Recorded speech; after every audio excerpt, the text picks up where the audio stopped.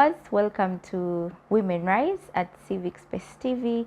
I'm called Madreen, and I hope you are well. Now, today we have a special guest in our studios today, and this is none other than Nalukwago Judith. She's a medical doctor and has love, for sports, governance work, charity work, and a lot more that she's here to tell us about herself and whatever that she is involved in. So, Judith, you're welcome to the show. Thank you so much. How are you? I am very okay. It is my first time here and I'm very excited. Wow. I'm very excited for be part of the Women Rise, and I am happy that you're hosting me here today. Yes, like she said, my name is Judith Nalukwago and I'm a medical doctor. And I am so happy to be here. I hope more opportunities like this come. Of course. Yeah, sure. We are really also happy, being a medical person. We think we really hope that, getting some time for us and you to come here to share about yourself. You've left, some work there, but Sure. we are really happy that you've come through to this show. Thank you so much. And Women Rise, we're always here every Saturday, and we get to talk as women, you share your experiences, and of course there are many women, young women, that are learning from these stories, yes, picking something from your experience and also involving it in their daily life. So welcome again to the show. Thank you. I hope you really, enjoy the show. Surely, I've already enjoyed the environment here. So honestly, the show is just going to be part of the good things that I'm going to enjoy in this Wow, place. wow. Yeah. Thank you so much. So, Judith, people there don't know who Judith is. How do you describe yourself? I think to start, maybe describe myself. First, my name. Yeah, I am from Machindie. For me personally, I've grown up in two areas, but mainly Machindie and Masaka. Yes, You come from Masaka. Yeah, the one I would do. Well, you crossed Ruela. Yeah, I crossed Ruela. We built Kampala, for us we crossed Ruela. So, Okay.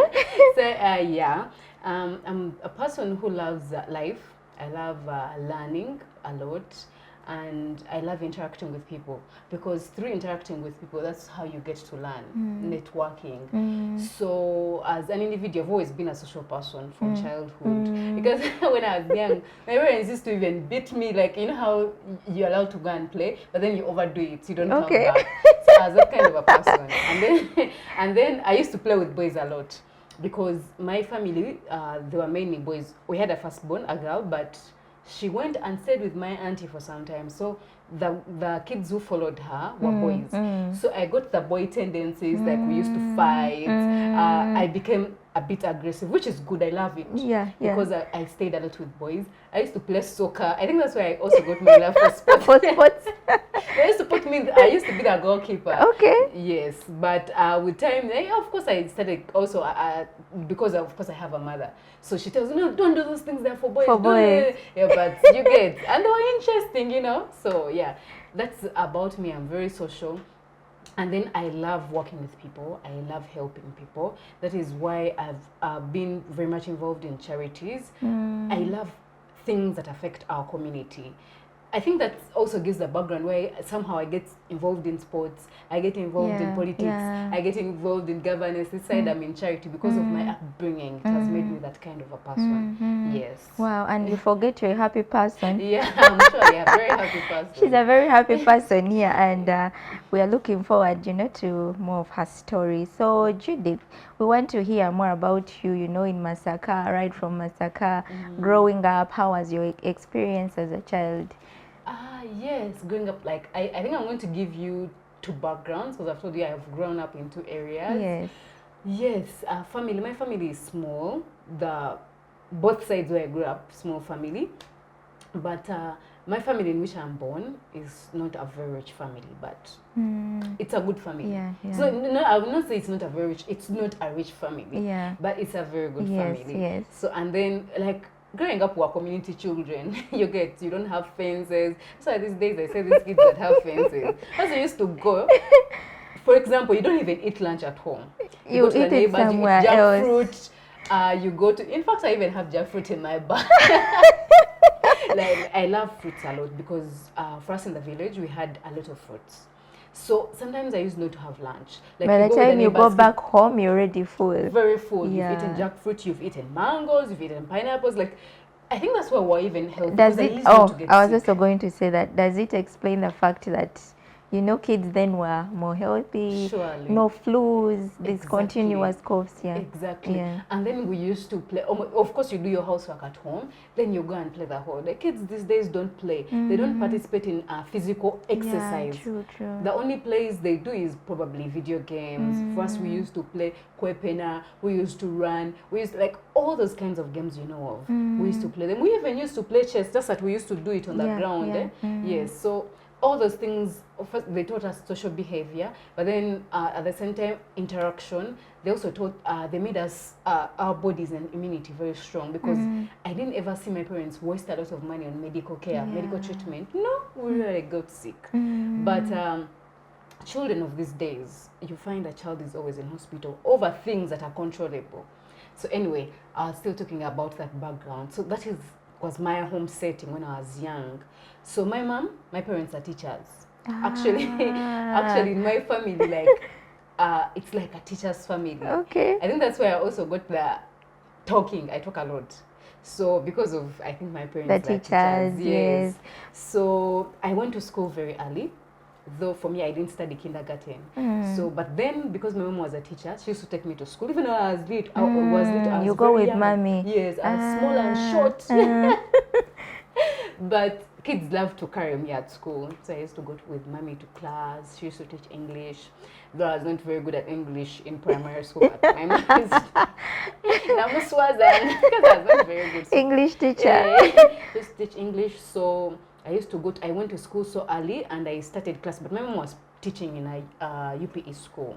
So that's where I started from my primary education. In a UPE school. Then my mom is a very hard worker. Of course, she admired. She wanted us to go to private school. My mom and my dad. So they used to work hard to see how to make ends meet. So, but even when I was young, I was always the first in my class. First. Wow. So my mom was like, this child might have Womulamwa. They may work hard and get money and take her to a private school.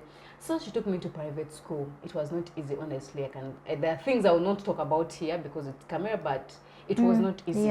Because me, sometimes I used not to pay fees. So, because for us at our school, of course, there were things they used to do for someone who has not paid fees because of regulations and what I will not say them here. So I was one of the culprits. Yeah. I was usually a culprit of those, but for me, when you're young, you don't mind. care. Yeah. So you just want to study. True. Have fun with friends. That's how I was. So I studied, had fun with friends. I was always among the culprits who is known to pay fees, but I was also always the first number one in class. Yeah. So for me, it didn't matter. All I wanted is to study. So I went to primary, like after leaving UPE, I went to Lewis Junior Primary School. It's in Masaka. But like I had started young, I told you, because in P2, because by the time I went to Leos, I was supposed to be in P3. But by that time, I was 7 years. I was actually going to make 7 years. I was not yet 7 in P3. Yes. Oh. I told my parents were teachers, so I said it's so young. I was going to make 7. That means I was still 6 in P3. Yeah. Oh. So when I went, my English. Your English disappointed? My handwriting was the worst ever that I've ever been. So the teachers were like, no, you see, because that was like, I was supposed to be in P3 going to 3rd term. So they were like, no, the child cannot manage. Of course, they gave me an interview, I failed. Yeah, I failed. That is the truth. I'm not lying. So like, no, she has to go back to P2. They had to take you back to P2. Yeah, to learn handwriting. And P2, like, I have to study it the whole year again, not start from 3rd term. So my parents were like, yeah, it's okay. My mom was determined we shall begin next year. So next year I go to primary school. And I start. Things went well. It was as good. By the way, one of the doctors who has the best handwriting. In fact, I'll write for you here and you see. My handwriting is too good. Everyone, so the handwriting improved when you went back to. Okay. That school told me good handwriting. So even my patients, they're like, when I write for them prescription, they're like, these are so clear. Are you So yeah, I went. I started primary school. I was there. I studied. then, and yeah, like I told you, our families, we are so a bit close, like my aunties, what, we know each other, so we visit each other. So in secondary school, so when I was transitioning from primary, so of course in primary I did so well, I was among the best students in the country, but then now we had problems. I remember I'll not go so much into details because the interview may not allow us, but I remember after doing my PLE, of course the teachers had confidence in me, and that one will get a 4. My parents had confidence, I'll get a 4. Yeah, but then now after secondary school, where am I going? Fees. You get those things. Of course, when you were at school, you look at big schools like Namagunga, you look at big schools like Nabisunsa, all those Chitende, that's where you want to go. But can your parents afford? You know, yes. Your marks can take you there. Can your parents afford? That is a question. So, but we had hope in ourselves. I think growing up, I am naturally someone who had hope, because I remember when we had our careers day in primary, and they talked to us about believe that you're going to get it. And for me, I believed. In fact, we had a clique of people. We had a clique of pupils. We were in our clique, we were like 6 kids. So we named ourselves according to the schools we wanted to go to. So me, I named myself Namagunga. In that clique of 6, we were 3 who had named themselves, no, 4 had named themselves Namagunga. The other one had named herself Nabisunsa, and the other one Chitende. So when they say Namagunga, Judith, wow, you arrived. So we had belief that we were going to those schools. So anyway, also the money, I used to think about it, but I'm like, you know, as a child, you just have hope that your parents will eventually get the money. So it doesn't matter. You're not even so bothered about fees. So first we just started. Then the reality hit in when I finished primary. Results are not yet back. And then, like, they have around December there, end of December, we have like 3 weeks before they come out. My mom was like, what do we do? We don't have fees. So we started going to the neighboring schools there, and the secondary schools, which we could afford. So my mom started telling them, my child is very clever, please give us scholarship and all that. We even used to take my primary reports, like, hey, she studied from nails. And she was always there for, this one you bring, this one's going to study for free. So yes, there were low grade schools, but at least I knew I was going to have free education. So for me, I had settled, I was okay. Because I know if I can't afford to go to those big schools, and these ones have given me, I can still do good there. So I still okay. But by that time, when we were growing up, I told you, we used to visit our aunties so much. So I used to also come to Machindi and stay there a lot. Yes, at my auntie's place. So now results come back. Results come back. I remember that time we were in the garden at home. So results come back, and I have I had 4.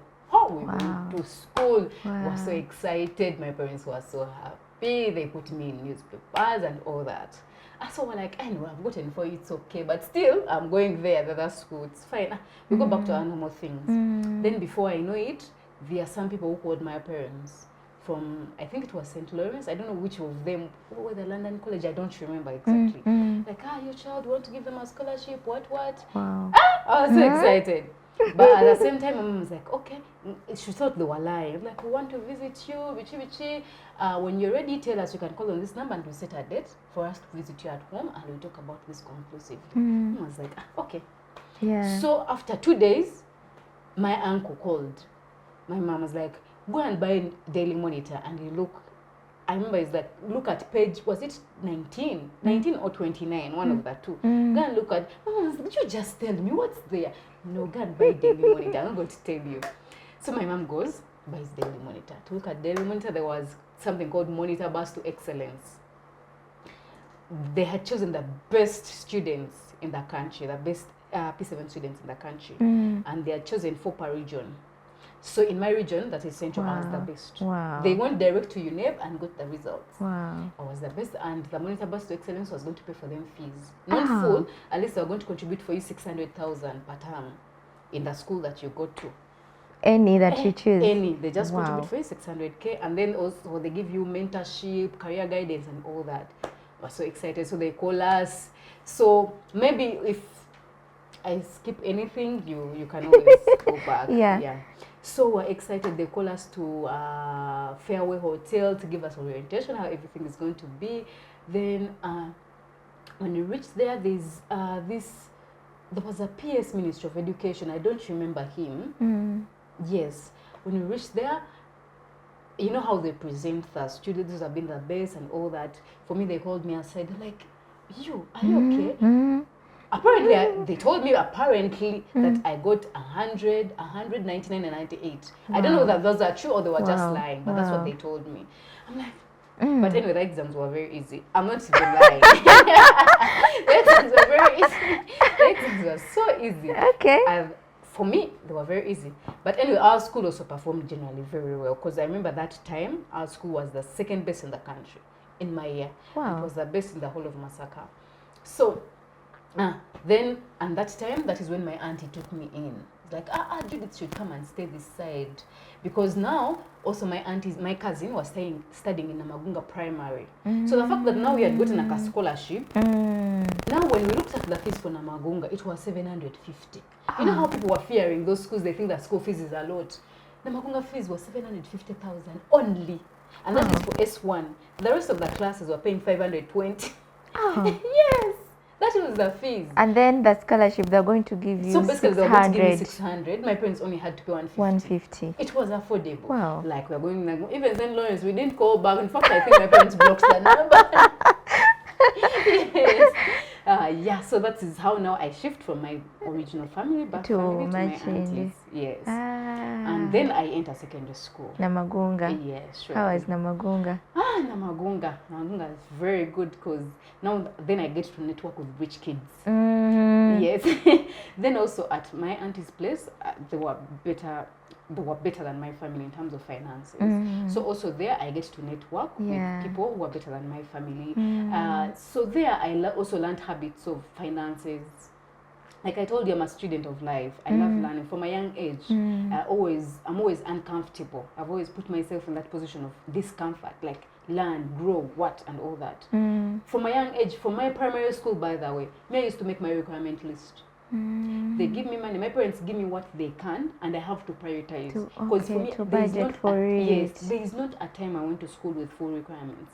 It has never been there. I know. But I had to make sure I prioritize the things I needed at school, so that I leave out some and take some. Yes. So if, for example, the school says we need 12 pens, I don't need 12 pens. May I not 4 can work. 4 can so take I'll you buy through. 4. Yes.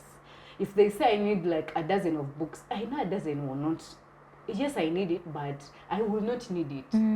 Maybe 6 can work. So you have to work with the priorities. So from a young age, I was brought up like that. Budget. So it grew up in me. So in Namagunga, when I was there, I'm networking with rich kids. Those kids, no one knows anyone's background in most cases. You're studying with vice president's kids, you're studying with president's kids. Because I remember when I was in Namagunga, Natasha, I think, was in Essex. President's daughter was in Essex there. So you're studying with all ministers' kids. But at the same time, Namagunga is a school where you're not segregated according to class. All of you are the same. Okay. Yes. The only difference is you, from a humble background, you can know yourself that those people are better than me, but it's okay. Food is there. You eat well. We used to eat posho only on Monday lunch and Friday lunch. Only. Wow. Which was posho and beans, but there's peas as an option if you don't want beans. The rest of the days, we're eating either matoke, we're eating rice, cassava, sweet potatoes, like there's change. So you don't feel that you're broke. You feel you're part of it. Of it all. Yeah. So generally, Namagunga didn't make me feel. I feel like if I had gone to another school, a private school especially, I would have felt I don't belong, probably. But Namagunga didn't make me feel that way. I felt like I belonged here. But then I had a small inferiority complex, though people didn't see it because I'm someone who is very strong. In that I was scared. I'm like, oh, these kids are coming from those big schools, Green Hill, Kampala Parents. And me from Masaka. What am I going to do? I'm even scared. I'm like, they're very clever. Will you still top the class? I was forgetting that I'd been the best in the country, among the best in the country. But I was like, oh my God, how am I going to do it and all that? You understand? So in my first term, I was among the first 10 in my stream. But overall, I was 26th in the whole class. Because we were like 100... I think we were like 160 something students in the whole class. S1. Yes, because we were divided into 3 streams. But our streams were not according to performance. They just place you anywhere. You just find that you're in C. I was in S1C. You find you're in B or C or A doesn't mean according to performance. No, it's just a random distribution. So, I make friends. I become friends with people. So even in places where I lacked, like I don't have Grab, my friends used to step in for me. You get, if they, for example, my parents have challenges that they don't come on VD. First, You when I was still younger, we have used to friends. have exactly. We used to have people used to put boxes like after VD or beginning of term. They put boxes in the corridor. If you've not come with Grab, because it's we used to call them Grab. If you not come with Grab, they put boxes in the corridor. They tell the like you mobilize yourselves as a class. Everyone who has excess, you put in something in the box. Wow. So there used to be very many boxes, like 10. So the people who haven't bought Grab or the ones that haven't beef, instead you come and pick That one was a box. beautiful gesture. Yes. Wow. So probably sometimes I used to have more Grab than the ones that have visited. Because everyone wants to give you. Yeah. Yes, so that's how it used to be in Namagunga. So like I told you, you never ever felt out of place. Out of place. You felt like you belonged here. And I hope the school stays like that forever. Because it really gave us, it groomed us and it gave us that environment. So in Namagunga, I start there. I am very passionate about leadership. I enter leadership as a class prefect, then sports. In my primary school, we used to do sports, but just I think like an occasion to show Ministry of Health we are doing Ministry of Sport, Education that there is sports. But it was like something you do once in a whole time. Yeah. Yeah, it was not something emphasized. But for me, I had that love because of the competition I had with my brothers at home. I was very competitive. So when I went to Namagunga, this is a mission school. There are all kinds of sports activities. I'm like, this is that place. I enter almost every sport. Every sport. Every sport I was there. I used to play every sport. But mainly I used to play basketball because I loved it. It was very fascinating to me because in primary, I used to play a little netball. So I'm like, this is similar to netball. So I entered basketball. I started training. We used to move out. Like our school was so much into sports. We guarantee, of course, in S1 you can't join any team. You don't have any skill, but you're learning. So we used to go and cheer. Oh my God, we're the ones who were always on the bus. Yeah. So we moved through S1. We go. So now the inferiority complex starts dying away because now I see I belong. And at the same time, yes, I'm performing. Because from being among the first 10, I'm going to the best 5 in the class, then to the best 2, like that. I'm a class prefect. So now I belong. I'm part of everything. Inferiority complex goes away. Like, this is my school like anyone else. Yeah. So in my S3, I decided to stand for sports minister. Now, I think that is now when my story in politics, leadership changes. Begins, but it also changes, like it drastically changes. It makes me understand that there's certain aspects maybe in me that I have that I had never discovered. So now let me tell you the story of being sports minister. So we used to have campaigns in Namagunga. We used to have general campaigns, usual campaigns, like you get nominated, then you go to classes and campaign. Dormitories, we don't campaign because it's hard. We had, each class has its own class block, but also each class has its own dormitory block. You as an S1, you cannot go to the block of an S2. Like, it's not possible because you have your own block. It's not like for example, let me say S1 block is here, it's enclosed, those are S1s. Then S2 block can be like the other side, it's also enclosed. Those are S2s. Like, you cannot go there. The only thing you can go there is you stand like at their entrance, like at entrance to their block, and ask for who you want to see. And they call for you, that person, and you come and see them. Then also S2s, like out of respect, for them they're higher than us, they can come to our block, but don't come to over on our block. You get, they respect, they don't enter our dormitories. You stay outside, and you want an S1, you call them, even if they're in a class lower than you.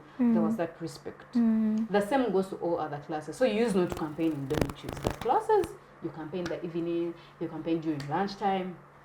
So what used to happen now, general campaigns, for example, we used to vote on Friday, and Thursday, that's when we used to have general campaigns. So general campaigns, what used to happen, so Namagunga, the kids are Polish, they have good English. So for me, I still had that inferiority complex of English, because of the school I studied in. So I'm like, So kids used to come with clipboards, then they present, someone reads their idioms, their what, and all those things. They give you their campaign manifesto, and you're like, wow. What am I going to say? Someone is smart. Then for me, I'm like, how do I break this chain? Make something different. Yes, my opponent may present better than me, but I have to get something that is eye-catching so that the name, people do not forget my name. Yeah. That is what I thought. Because I'm like, when it comes to maybe pronunciation of words, when it comes to creating the best idioms. When it comes to the presentation, I may not be the best because I feel like my opponent will beat me at that. But what can I do to make it different? Because my opponent was also like, because of the school she came from, for one of my opponents came from Namagunga Primary, and usually they have the most kids in the school, because in our class there were like 40 only. We are 160 something, but 40 come from one Namagunga school. Primary. So you can imagine the ripple effect in all other classes. True. This person already has a campaign base. For me, we are only 3 from my school. So you understand? I'm like, I have to do something different. So I planned with my team. There were kids who used to skate. So we're like, you know what? Let's do a skit. Instead of the usual campaign presentation where people go and read and watch, first let's plan a skit. I'm standing for sports. Plan as if these kids are coming with skateboards, they come and bouncing balls, badminton, people come and play badminton on stage. At the same time as I come, non-scripted, not written anything, I just come and present. Wow. In all that. So we talked to the DJ to play us, because for us our main hall was like a studio, like how you see National Theatre. That's how our main hall are. There is lights up, there are tunnels, there is what. So you can present anything in any way you want, because it's like a real studio. Yeah, a real National Theatre. So like we have to use all these things for a better presentation. I tell my, we also used to have campaign teams. We were serious stuff. Okay. Yeah, just that we used not to campaign in political parties. So now we script our thing the day reaches. Let people go and present the usual things. Now for me, I come time for presentation. They play my things I wanted to play, then my people come in, skateboarding, bouncing basketballs, playing badminton. Then I come in speaking from backstage. I come in speaking. Before I reached halfway my presentation, the whole main hall was standing up. Wow. People were screaming. Like I didn't even finish my presentation. I just knew there and then I have won. You have it. I have won. Like it was just different. Anyway, yeah, the next day we voted, I won. By a very big margin. Wow. So yeah, that's how now my leadership begins. Yes. Did you take any other leadership position? Surely I did. A-level, university. Yes. So we go through S4. S4 I got 18.8. Wow. Yeah, in Namagunga I got 18.8. Then I went to A-level still in Namagunga. I stayed in Namagunga. I wanted to, you know how kids can be stubborn. I was like, I'm tired of Namagunga. Maybe I should go to Namagunga. I went to a different My parents school. were like, huh? You? But in that confusion, I think Namagunga thought they're going to lose their cream, because all of us were 2 who got 8. Then eventually it became 4, because there was some grading anomalies in our French paper. So some of our colleagues who had gotten 9, eventually when they corrected, they got 8. So I think we were 4 who got 8. Yes. So actually the only subject I didn't get a D1 was CRA. I disliked CRA, and for us it was compulsory at our school. CRA and literature. So I got a credit 3. The rest I got 1s. Okay. So going in high school, in A-level, Namagunga also gives me a scholarship to come back. So I have a scholarship for monitor bus to excellence, because also monitor, they were stopping at S4, but they decided to extend. Okay. Yes.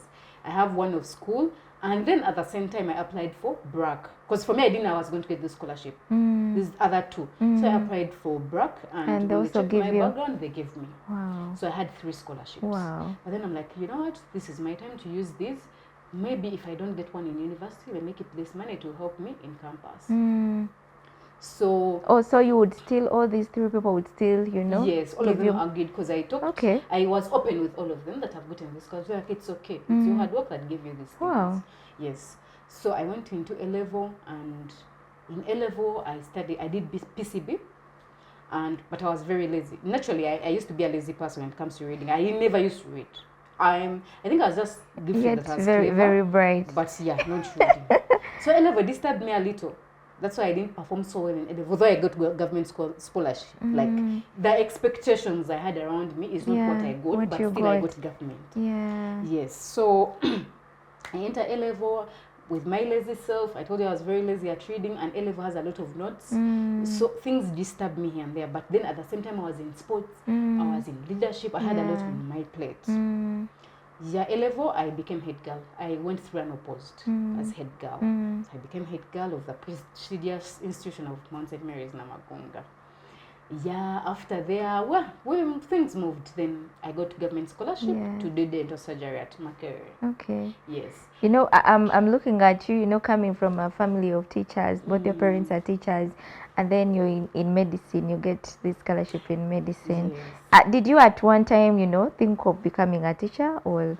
No, I didn't ever think of becoming a teacher because Okay. my mom was a teacher, but for me, I used to see she was suffering a lot. And then I You didn't didn't want want to to be go. broke. I was like, I'm not being poor. I'm not being poor. I am not You wanted to be something different. Yes, I'm like, I want to be rich. But then also, I felt like by that time I didn't know how impactful teachers are. But the teachers are so impactful. I didn't know. So I was like, I felt like doctors are the more impactful. Okay. So from childhood, I wanted to be a doctor. Ah. But then when I reached secondary school, because I talk a lot, I'm like, maybe social sciences is where I belong. Now, in A-level, even when I did sciences, I wanted to do social sciences. Even when I did PCB, I wanted to do social sciences. So that it's like an insect that enters your head and wants you to do something. So I tell my parents, Oyaga genda na magunga and you do social sciences. Please don't. You know how parents can. Don't even talk about it. You're doing medicine or nothing. I'm like, which specialty can I choose in medicine? Because I didn't want to do that direct medicine of medicine and surgery, bachelor's of medicine and surgery.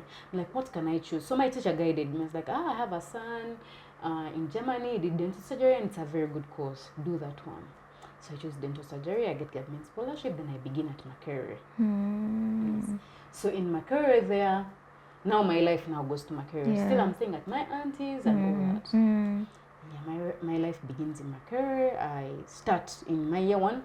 Now I had moved into leadership. I loved leadership. I loved sports, but at the same time, there's also school. Yeah. They put me in Mary Stewart Hall, the best hall in Makerere.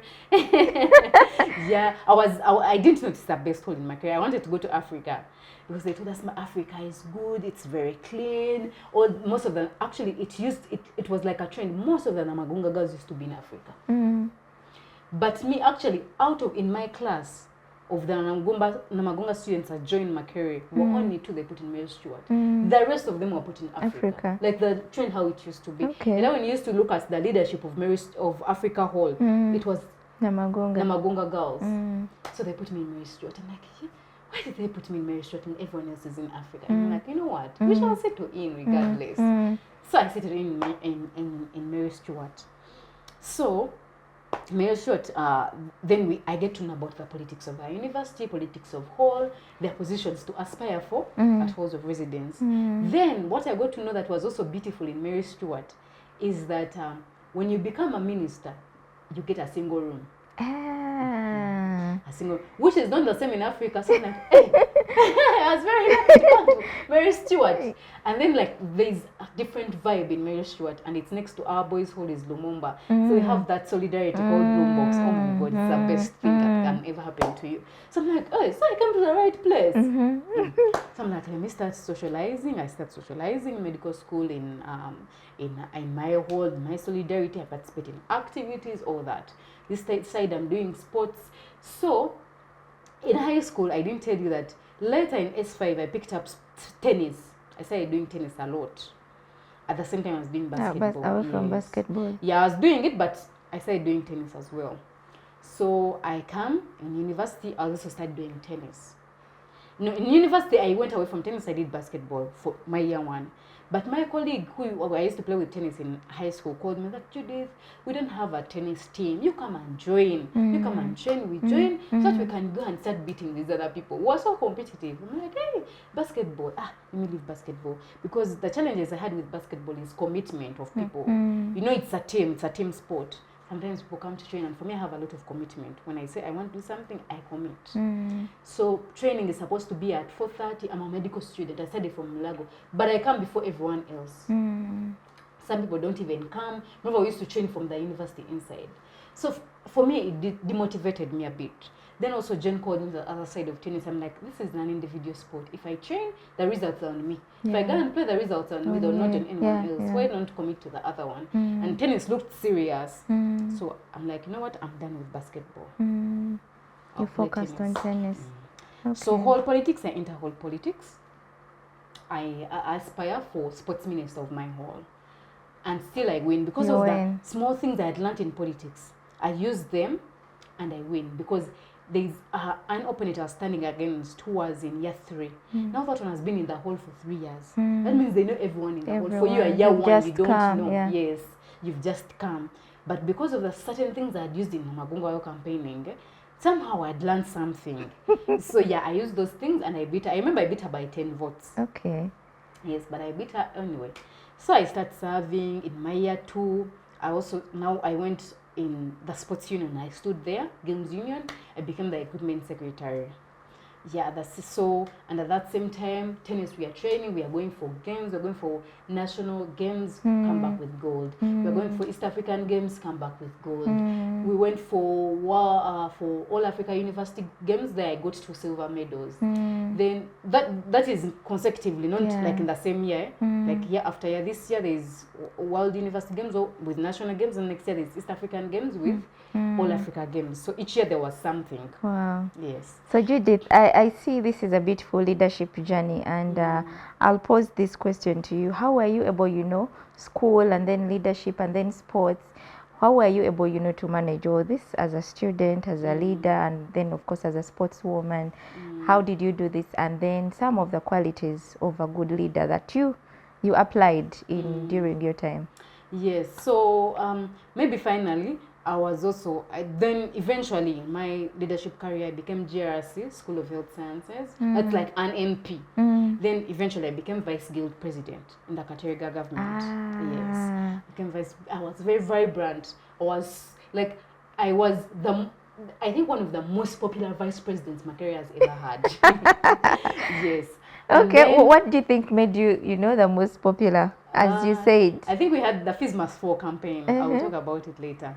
But let me first talk about how I managed things. One, all of us have 24 hours in a day. We choose what to use those 24 hours for. Because students used to ask me, for you, how do you manage? When they call sports people, you are here. You've gone to Italy to play. When they call leadership people, you're there. When medical school, because medical school is a lot, you're also there. How do you manage? And also charity, you're there, because I also worked with Reproductive Health Uganda. Yes, to help in sexual health awareness, reproductive health awareness. So, but everywhere, how do you do it? So me, I used to tell students, you see, when you finish school, when you finish work at school, some of you go to chat with your friends. That is how you socialize. Me, I socialize through sports. Like when I go for sports, I'm socializing. At the same time, I'm doing sports. Yes. In leadership, it's also networking. It's the same thing. As you're going maybe to sleep or to watch a movie, I have gone with my fellow leaders to have things to discuss. Yes, we're discussing politics, but at the same time, we're socializing. Yeah, true. You understand? Yes. Then also, that's the same thing with Reproductive Health Uganda. As you're going to communities to sensitize people, you make friends with them. So for me, that's how I used to take it. Yes. So that is why my campaigns also got easier for me, because I knew how to work with people. True. Yes, and then also people knew me, because the people who know me, there are people who know me in sports. Then there are people who know me in charity. Then there are people who know me in leadership. There are people who know me in academics. All those things, like usually made my campaigns a little easier. Yes, compared to other people. So yeah, it's about time. So you also learn to timetable yourself, You're like, Judith, I have a lot of things on my plate. How do I make sure I don't waste time? When you set out to do something, do not postpone. Like, if I'm going this place on Monday, I should do it on Monday. Yeah. There's no, now I'm so lazy, let me do it on Tuesday. No. I think that's the biggest problem. Yes. Postponing. Exactly. Yeah.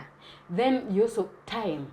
You're like, if I've told you I'll be in that place by 4, I'll be there by 4. Unfortunately, today I told you I would be here by 3, but I came at 3:15. But you see, I was not so late. Yeah, true. Yes, because I expected things to be easier, because I'd gone to pick my certified documents at Makerere, but they took some time, because I calculated this time I'll be here. Yes. So I am that person. When it comes to, even my friends know, time annoys me. I get so management. Yes. Very, very important. My friends, Judith, it's not to get pissed that we haven't reached in time. Like, it angers me. That's one of the things that angers me most. Okay. Yes, so time management. That is, I think, what helped me go through, do all those things at once. Yeah. Yes, and I remain sane, and I perform and do well in everything. Do well, Yes. Wow. Because even in our graduation, on our graduation day, I was the most outstanding student of the graduation, 2020 graduation. They even gave me my certificate and my portrait there. Wow. I have it there at home. Wow, it's beautiful here with, Judith. And maybe something that I had forgotten. Okay. I didn't tell you. As I was studying dental surgery, at the same time, I did a diploma in law. At the same time, all these things. I did a diploma in law because, I love governance. Yeah. I told you, I love politics. A lot, by the way. People don't know that about me. Okay, those who know. So I was like, you know what? These things have a lot of laws that we don't understand. Someone can write a word in the law, and you don't but know. it doesn't mean exactly the way you're saying it. Because even though they teach you reading and wording, what it means, the interpretations. So I'm like, why don't I go and study those things that I also learn, like what those lawyers learn? Yeah. I'm like, I can't do a degree because it's 4 years, but I can do a diploma. I do it there so that I can understand. So that is how I managed to do a diploma. And I even got a first class in it. Wow. I was so excited. Okay, Judith. And so right to your career, medical doctor. How is this career so far? This career is so good. Of course, there are challenges, especially in our country. Yeah. Most of the challenges are brought about by the governance. Governance has not been good, but me as an individual, I'm proud of where I am. There are things that have to change, but I am proud. I am proud to serve people. In our career, you're literally working with people. Like I told you, I want to do social sciences. Yeah. So medicine gives me that interaction I wanted to have do with people. Yes, yeah. Because every day, for example, at the clinic, at least I will interact with at least 5 patients. That is a good number every day. So it gives me that I was looking for. Even when I don't, because we also have camps, we can go for medical camp, you're interacting with a lot of people, you're teaching them, you're talking, because I love to talk. So you're teaching them these things about their oral health, how their oral health is connected to the rest of the body and all that, because people don't know much about it. By the way, people don't know much about oral health in Uganda. Yeah. So I see a very big gap, and it's time for us to champion. And I'm going to do so many things. I have many things on my plate that I want to do for Ugandans in that field. Yes. So so far it's so good. It's dentistry is a blank space. It's us to occupy, give people knowledge about it, because you hear patients saying, but dental is very expensive. Yeah. But if we, the doctors, don't give people knowledge to prevent the diseases they get that make dentistry expensive, then we are doing them a disservice. So it's upon us to start sensitizing people, because they don't know much. You find someone moving around with a gap at the front teeth.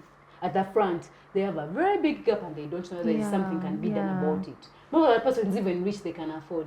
I think there's a lot of missing knowledge about this, and Exactly. how do we do it? How do we do this? How do we get our community members involved? Yes. So one is, there are people who invite you, by the way, at their homes. They're like, Judith, I want you to come and teach my children how they should brush their teeth, how what. You go. There are schools that invite you. You go to those schools and teach. The communities that invite you. I mean, also us, the mature ones, brushing you talk exactly. How to brush our teeth. Yes, that will be a session for another day. And then with the coming of social media, actually, now you're making me talk out my secrets. We have something in the pipeline for you people, for you, our fellow Ugandans. We want to bring this to social media. We do oral health awareness, but on social media. We shall be producing for you videos, because I have a Twitter, my social media. It has a relatively good following. My Twitter, my Facebook. I have opened up a TikTok. I was not very big on TikTok, but I've opened up, and I'm also going to start. We are going to start drafting messages about oral health education in videos and also in written, so that our people, we can sensitize them. Because even in Ministry of Health, oral health education, oral health is not given a lot of priority. So it's us who have studied. I was at the Batwedida. They paid for us to do these things to help the community. So those are the things that are in the pipeline. I'm writing. We are working on them, and with time we shall be reaching you viewers. Please view our videos. I'll let you know when the time is. I think that in a month's time or 2 months' time, everything will be ready. Yes. So my field is so good, but we are trying to bridge the gaps to get to the people, to let them know about all these things that are there. And also the treatments. Patients get issues, but they don't know that some of those things can be treated. A patient gets a problem with their teeth and they think the only solution is removing. No. There's so much that can be done to that tooth without removing it. Yes. Patients get accidents, they break their jaws. That is our work to fix the jaws back. But patients don't know that. They go, they lie to them, what I do this. No, that is my work. Fixing a jaw for me to put it back in place. For example, it has broken here. There are situations where you don't need to go to theater, where I can fix it within the next 30 minutes. I just put wires and all that. You're good to go. So patients don't know those things, and we have to let them know about them. Yes. And in your career, what are some of the most common issues that people will report with, basically? Yeah, mainly in dentistry, toothache is the most common. Toothache, bleeding gums, those are the most common issues of bad breath. But all of them have where do they come from. And bad breath. Talk about bad breath. Bad breath, and all those have their origin. What causes them to come? So by the way, that is like that one. Just that topic alone, I can make like 30 to 50 videos about it. It's long, it's big. You get. Doctor, briefly, about bad breath. What should people do and what should we avoid? So the causes probably, in summary, one is brushing. Some people brush, some people don't brush. Some people don't brush well. We don't know how to brush. Yeah, they don't know how to brush. So you might brush, but the food gets stuck within your teeth. You've removed it on the top of the teeth, but between your teeth, it's there. It's there. So it can cause bad breath. Some, they don't brush their tongue. If you don't brush your tongue also, it can cause bad breath. Then some others, when you have cavities, those are holes in your tooth. Remember, food gets impacted there whenever you have a hole. So when food is impacted there, that food ferments. Remember, your mouth is usually closed. Yeah. That food keeps fermenting. When it ferments, it produces that bad smell. Then others is, there's something called tonsillitis. Tonsillitis, have you've seen people whose, it's the tonsils are here at the back, the ones at the back in the mouth, inside there in the mouth. There are people who say, I have some tonsil stones inside there, they're paining me. Most of those come with bad breath. So some people have bad breath seasonally because of that. So if you don't remove them, it causes bad breath. Okay. Yes. So some of others, there are diseases of the rest of the system. For example, diabetes, diabetes mellitus. That is umurade wa sukari. Most of them have bad breath because of, once the disease is not treated well, candidiasis. Like, there are so many problems, diseases of the system that manifest in the mouth, and they can cause bad breath, and people don't know much about that. Yes. People who smoke usually have dry mouth. When your mouth is dry and it's not being watered well with saliva, it also can cause bad breath. So that's why we encourage people that make sure you talk a lot, don't be too quiet. Then two is take water. Once in a while, sip on water so that it rinses your mouth. After eating, rinse your mouth. Go to the sink, rinse your mouth. Or you can even use ordinary water, just drink, rinse and swallow. It's not going to do anything to your ears. Now brushing, we talk about brushing. How often should we brush? How often should we change our toothbrush? These are simple things, but then we don't know how to do this. Yes, so generally, changing of a toothbrush. I believe that, of course, there are some people who say you should change every month. No. Use a toothbrush. When you see it is starting, the bristles are starting to divert. This toothbrush is finished. But there are toothbrushes that are good enough where you can use for 2 months, 3 months when there is no problem. As long as you keep it well, you clean it well, you can use it for at least 2 to 3 months. You just be observant on the bristles. And then what kind of a toothbrush am I supposed to use? There are people, I've seen some toothbrushes on market, they are hard as a scrubbing brush. Why are you scrubbing your teeth as if you're scrubbing your feet? Actually, there's like a video, these TikTok videos. One was comparing how Africans brush and then how the whites do brush. The whites do it very gently, but then us, you use a lot of energy. Actually, let me use this video to sensitize about people. There's very many people are complaining about sensitivity of their teeth. What causes sensitivity is that toothbrushes we are using to brush, people are buying toothbrushes that are hard, like I've said, like a scrubbing brush. You see, your tooth has 3 layers. It has the pulp, it has the dentine, and the enamel. The enamel is a top layer. So once you brush with a toothbrush that is so hard, you're washing away the top part. And you're exposing the dentine, which is the inner part, which is very sensitive. So if you use a very hard toothbrush, that is what it will do. It will wash away and cause sensitivity. Number 2, brushing technique. That one I cannot explain it. I can better explain it when I have a model. Yeah. Yes, we have models of the mouth there I can explain. You'll see it in our videos that we shall make.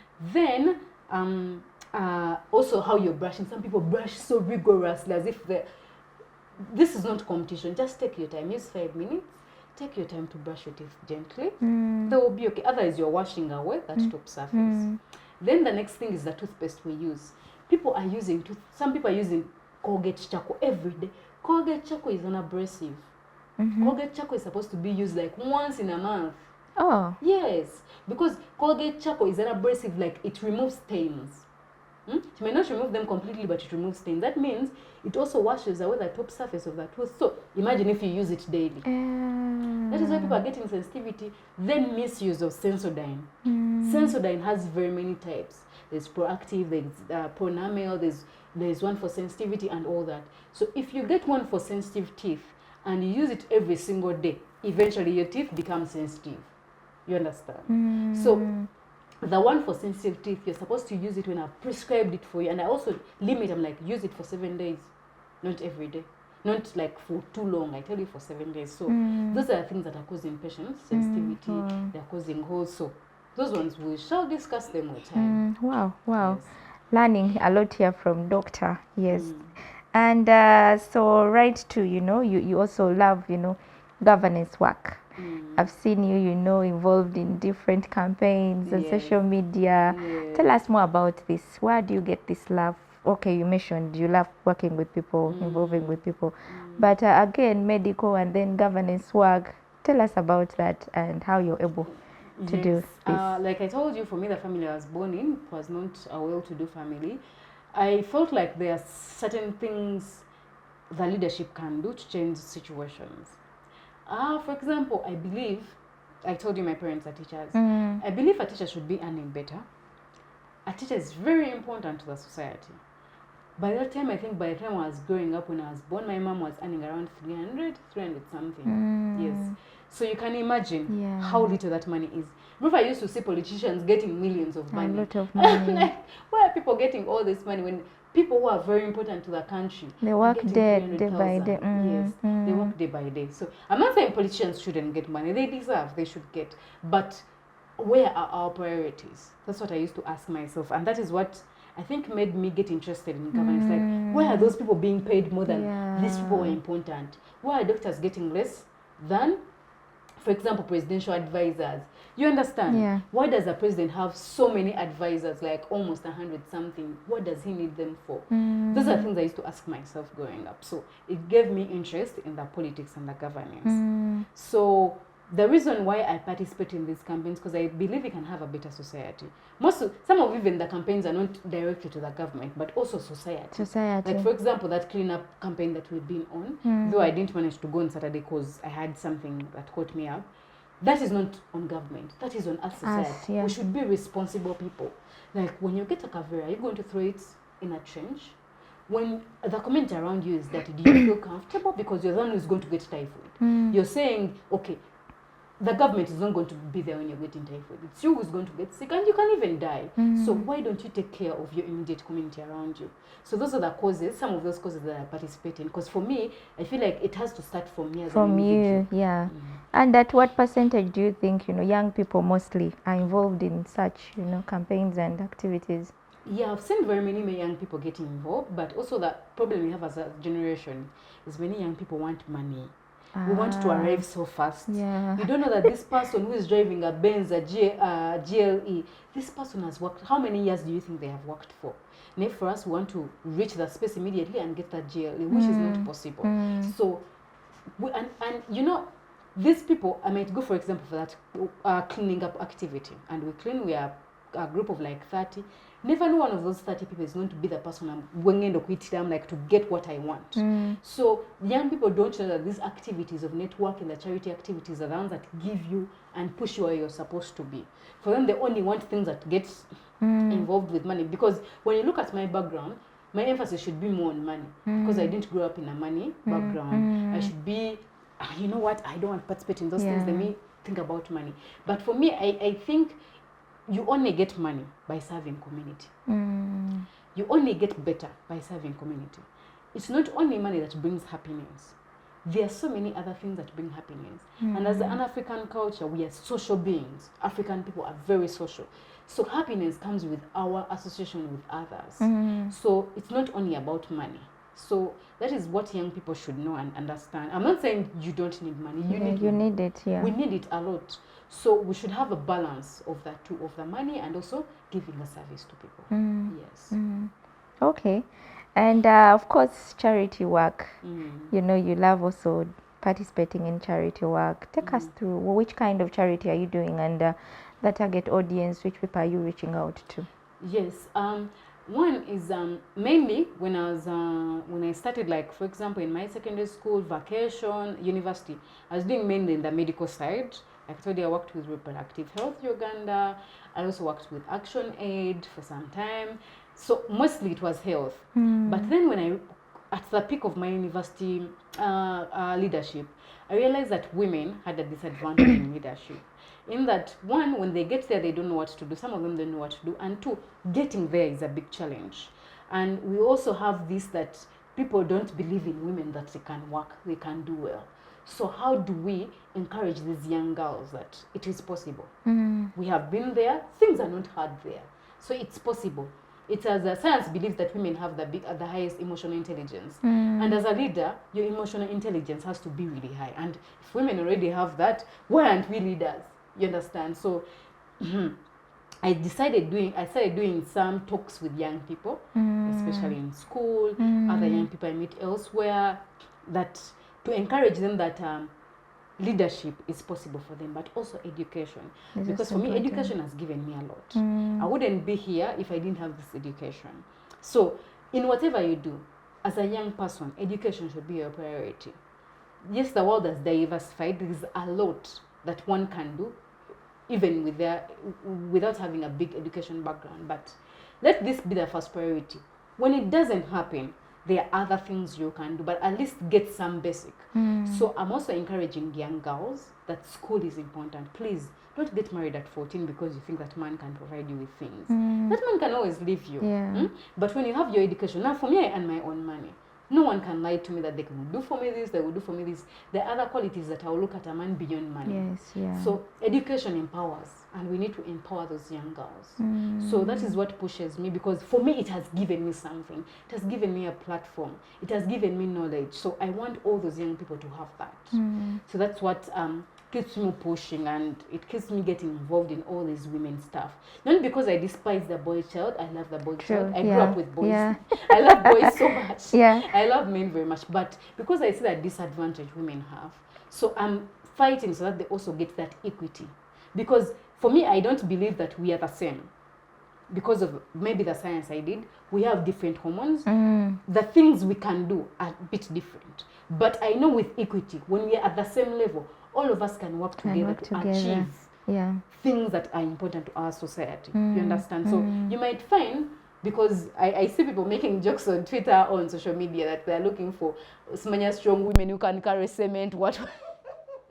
That's funny things. But if a woman cannot carry cement, because those things, the energy, testosterone gives men at least some energy, which we may not have as women. But there are things which may not literally require physical energy that we can do, like the men can do. You understand? So, like, give women equal platforms, give them the equity. They need to be helped to reach somewhere. Yes, so that they can also compete favorably with the men. And that is what I try to do. Yes. Judith, you know, someone will ask that haven't you given women, you know, all girls much, you know, opportunities? These days we are leaving the boy child behind, and we are bringing more of the girl child on the front line and leaving the boy child behind, which is also a problem. Yes, it's a problem. I will not say the boy child has been left behind. The boy child still has opportunities. Like I said, it's like saying we should not, for example, someone is blind and the other one can't see. It's like, if we help this one, we are going to be disadvantaging the other one. This one already has a disadvantage. Let's give them the same equal platform so that both of them, let me give, this one, motion sensors, so they can also be able to move just like the other one who can see. It doesn't mean that I don't care about the other one, but I'm helping this one to achieve the same level as the other one so they can compete favorably.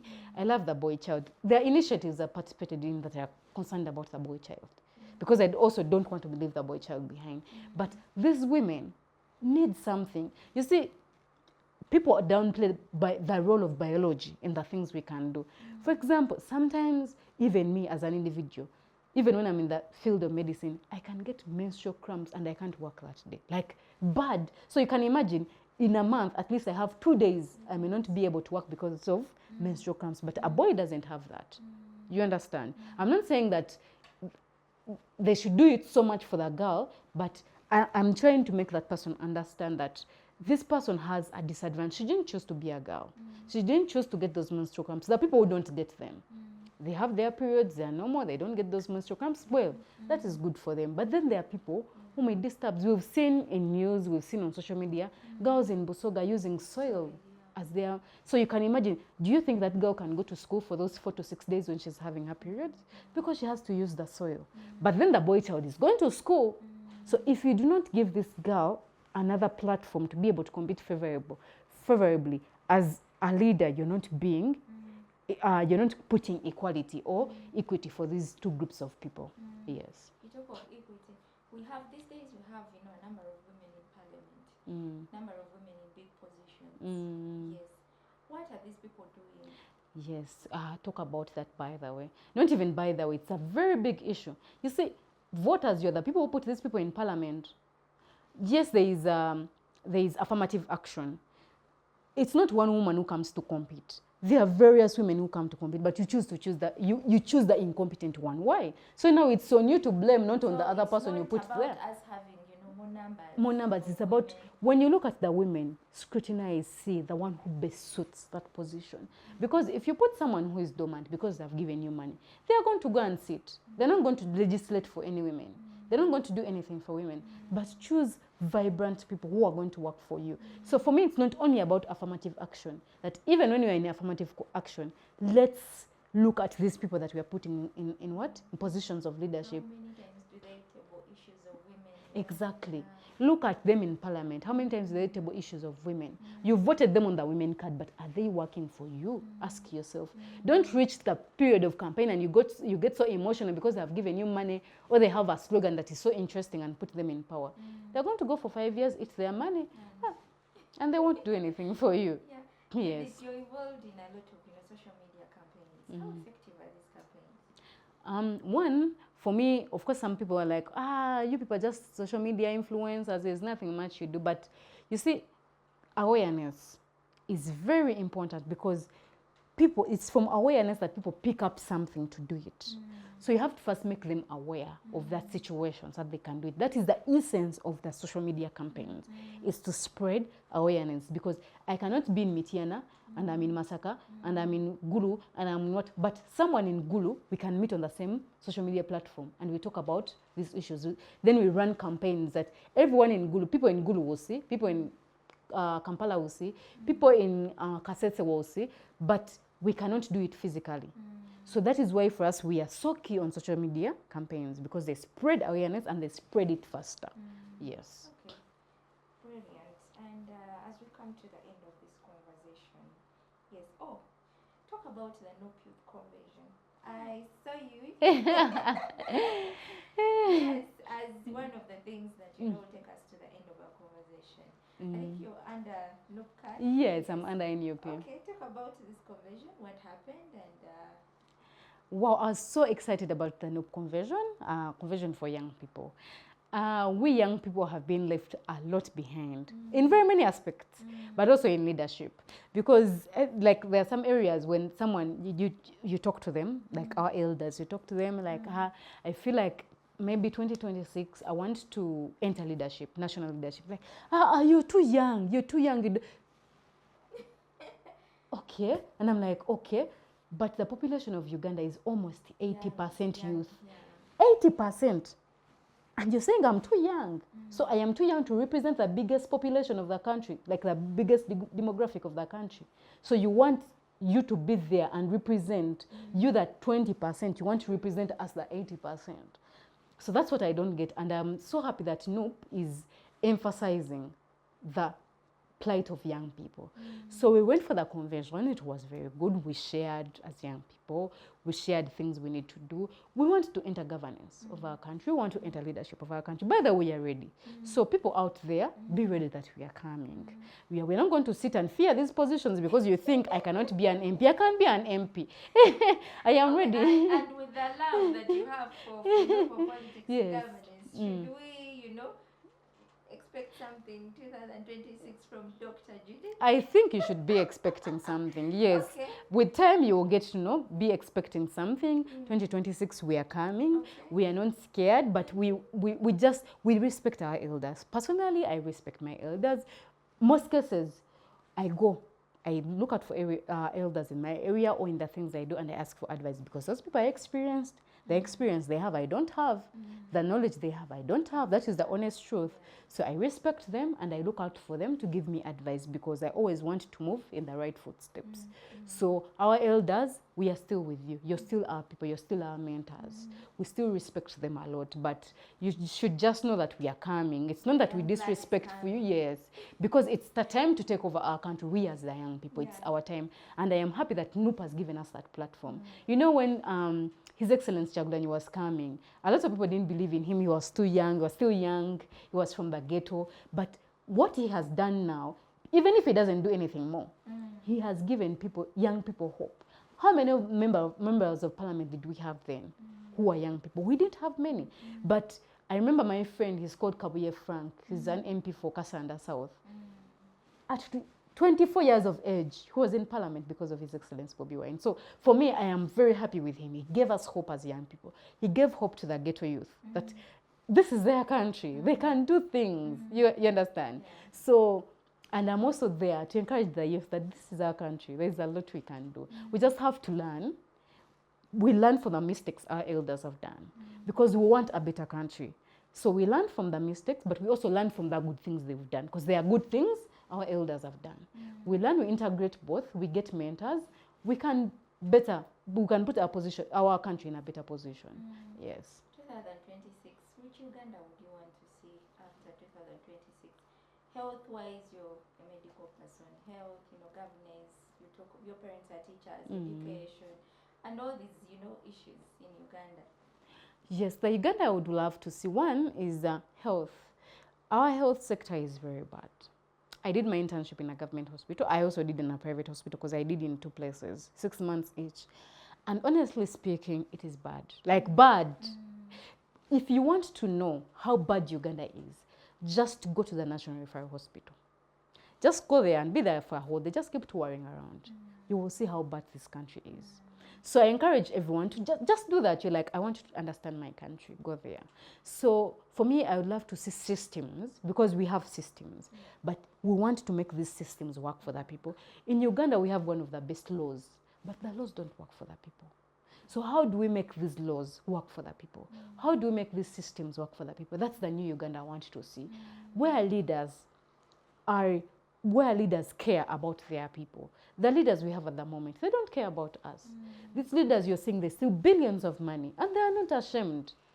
They're not ashamed. Medical interns are the ones that work in hospitals, but they tell you they're going to work for free because they don't have money. Then you see, meanwhile, the medical interns will need like around 28 billion. Then you see a minister or a member of parliament stealing 168 billion. Medical interns only needed 28. You see the government putting a lot of money in useless projects. Interns need only 28 billion to make the health sector better. You understand? So that is the narrative I want to see change. We want to prioritize better for our people and for our country. Uganda is a very rich country. Just, you look at the sector of agriculture. If we're so serious about our agriculture, why is Uganda importing peas from Canada? Why is Uganda importing rice? Because if they close the borders and there is no rice entering, do you know that we can starve in a week's time? Almost all our rice, except of course areas of the east, Lambale, Soroti, they grow a lot of rice. But 80% of the rice we consume in Uganda is gotten from Tanzania. So with the climate, by the way, in Tanzania, they have 1 season. Uganda, we have 3 seasons. If Tanzania can feed the whole of East Africa with 1 season, what are we doing as a country? You understand? Those are things we ask ourselves as young people. Can't we grow rice? Can't we specialize in one crop? You've seen what is happening to the coffee bill.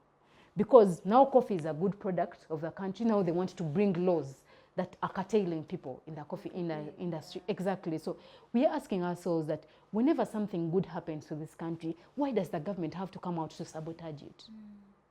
Leave people. In fact, the government should be so happy. They should be very happy with the farmers. They should be doing things that are helping farmers.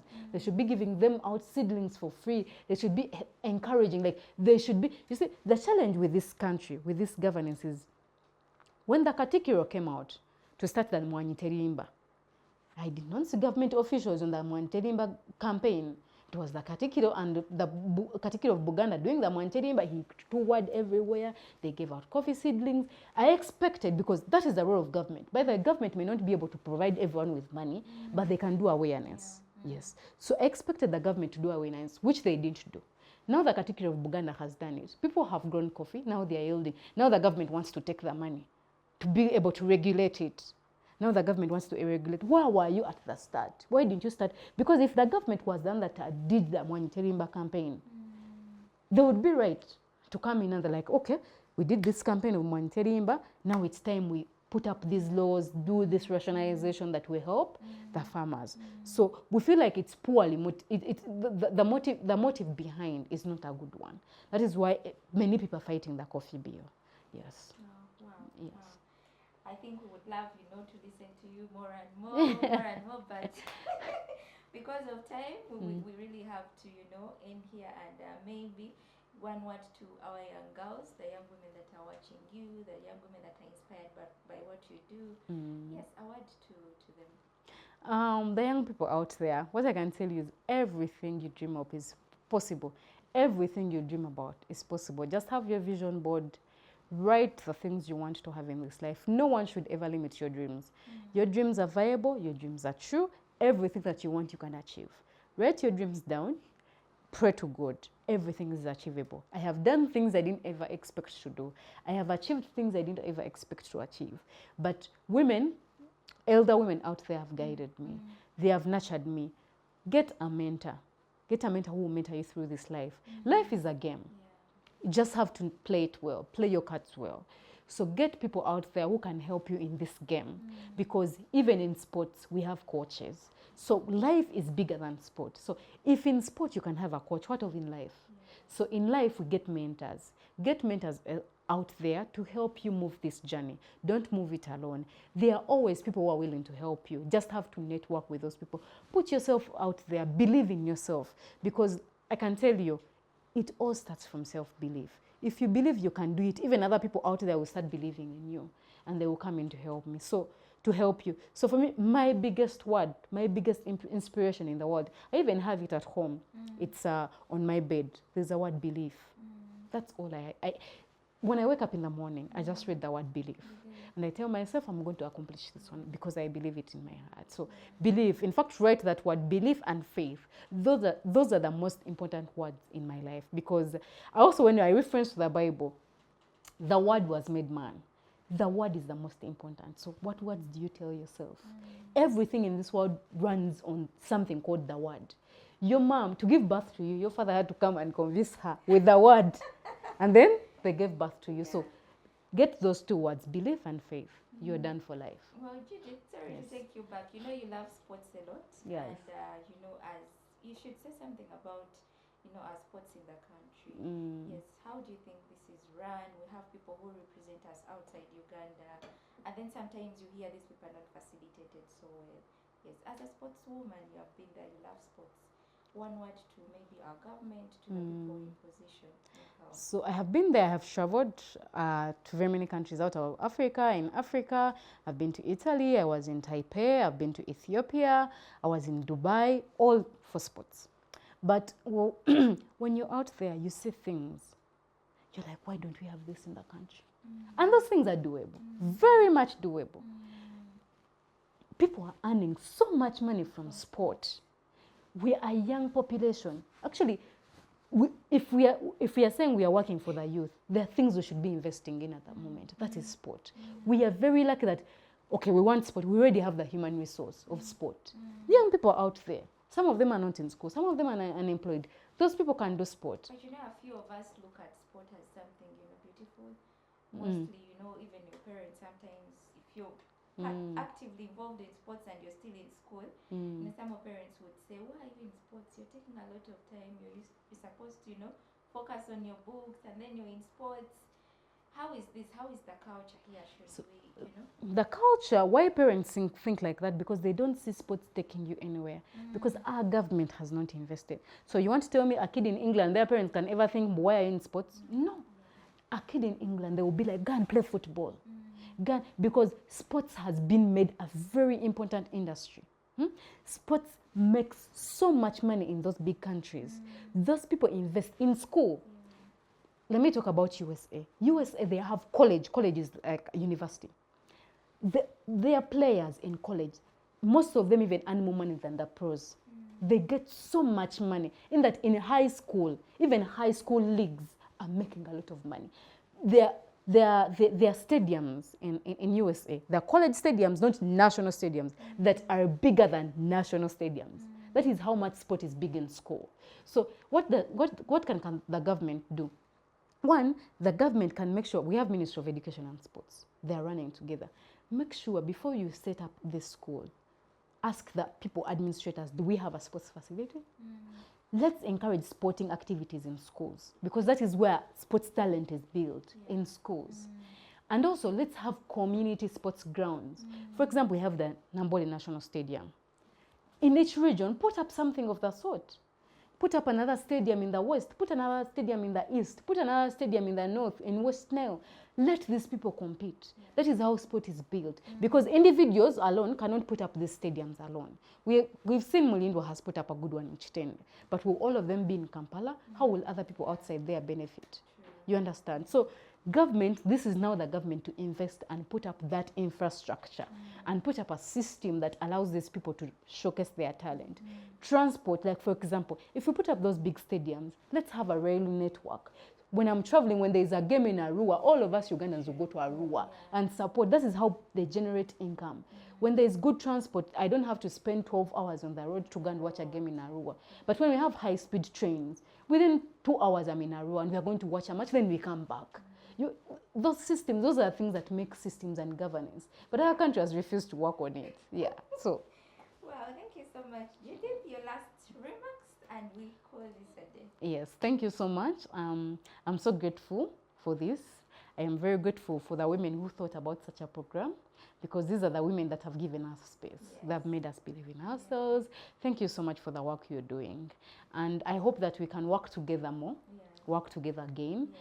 In now and in the future, so that we can give mentorship to young people, so that we can encourage young people. Me, these things excite me a lot. And people out there, let's help each other. Let's help young people. Let's help women. This is our country. Let's make sure we grow together as people. Let's be respectful to each other. We can achieve whatever we want, like I said. I love you so much, people. We meet again. Wow. Thank you so much, Judith. Thank you to our viewers. I hope you have learned something from Judith's experience and, of course, her life. Yes. One thing she mentioned is believe, always believe. And I'll leave that to you, our viewers. See you next time. Bye.